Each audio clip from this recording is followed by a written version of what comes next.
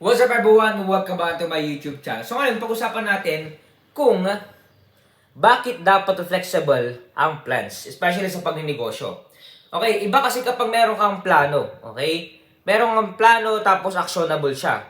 If sa plan pa lang, hindi mo na siya kayang i-action, paano pa kaya yung action?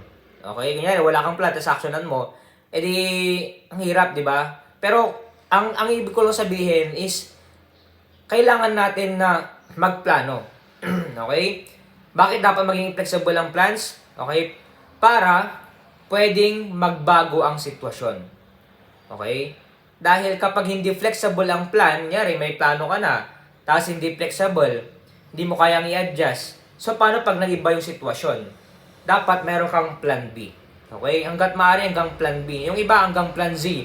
Pero sa akin hanggang plan B lang kasi ayaw faith to God. Ayaw ko nang pahabahin pa. Okay? So, we need a flexible plans. Okay? Especially sa pangninegosyo. If you want to buy this book, link the Facebook page, official description, nice lang po. Salamat po and God bless.